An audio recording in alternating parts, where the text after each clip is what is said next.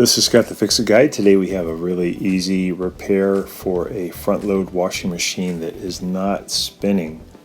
So when we set this one to spin and we start it, we can hear the drain motor is active, but we don't see any turning, or the turning of the spin basket is just really slow back and forth. So we're going to unplug it or turn off the breaker. And now to repair it, we're just going to be replacing the lid lock. So we're going to use a standard head screwdriver to pry off this spring-loaded ring that is holding on the front of the door boot. And you just got to pry back a few inches and then you can get the ring off. And then you want to just peel back the boot where it connects to the front panel. Pretty easy to do.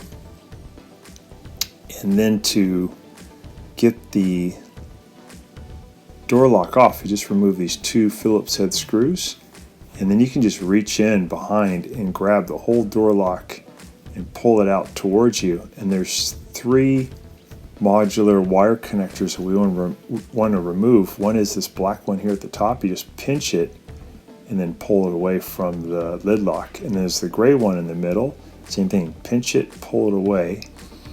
And then there's this light blue one here at the bottom that attaches to this white module, which is the wax motor, and just grab this one and pull it away. Below you'll find a link for this door lock that will cure the problem of no spin or a door that won't lock all the way. Make sure you do check your model number to make sure that this one will fit for your particular washer. And that's it. Here's the new one with the new part number. And you'll notice that the wax motor is now kind of an orangey red. That's the new type, which is more robust and will last longer. If you have one that's the white one, that's pretty old and it's just worn out. So we're going to reconnect these modular connectors. We have the light blue one, we have the light gray, and then the black one. And just make sure these are pushed all the way in where you're certain that they can't go in any further.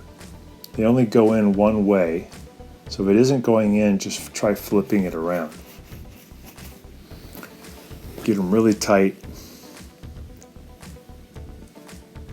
and you're pretty much done. Next thing is we're just going to put the lid lock back into position. We're going to push the black part of it through the cabinet. You can see it stick out there, and then we're going to put in the two Phillips head screws to secure it. I usually hold it from behind, put in the screw. Hey guys, can you take just a second to click on the subscription link below? It really helps our channel, and also the bell notification, so every time we make a new video we can send it right to you. We make a new video about once every week. Really appreciate that, and if you give us a thumbs up, it'd be great. Thank you.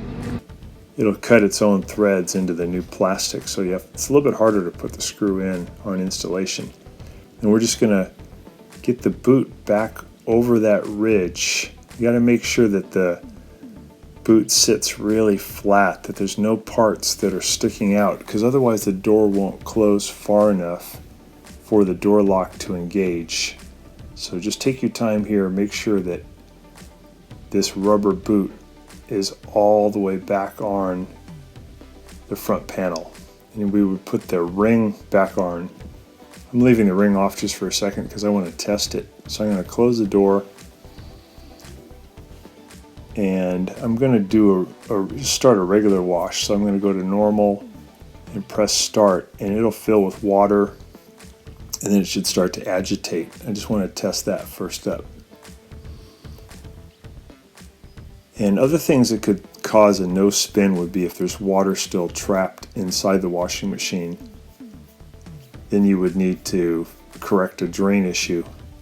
This is the old lid lock. I'm going to take it apart and just show you how this wax motor works. And the lid lock actually works, or the door lock actually works fine. It's just the little wax motor that's worn out. The wax degrades over time. So you could just replace this thing. If you buy a couple of wax motors, you can just pop one in when they wear out. They usually last about maybe 5 years. So it looks like it's doing the agitation and fill really good. So I'm going to stop that, set it for spin, and I'll start it up. And it should just progressively, as it drains, it should progressively go faster and faster.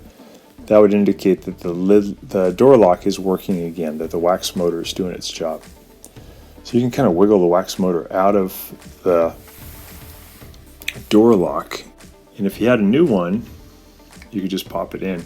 Here's just an example of how this little piston works. The wax gets hot from a heater inside. It expands and pushes the piston forward away from the wax motor. And what that does is it engages a lock, and it also closes a switch and tells the brains of the washer that it's okay to go to high-speed spin. If that doesn't happen, it won't go to spin.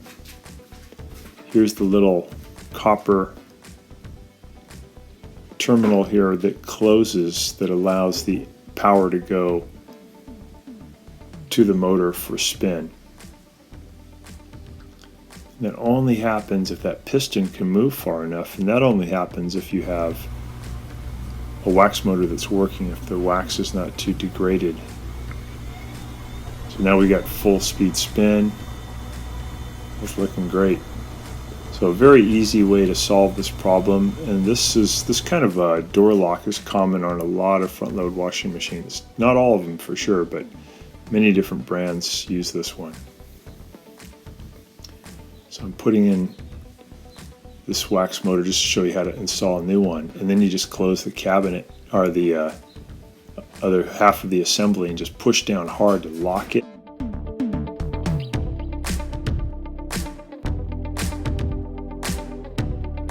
Thanks so much for watching our video. Please leave any comments or questions in the comment section below. Really appreciate that.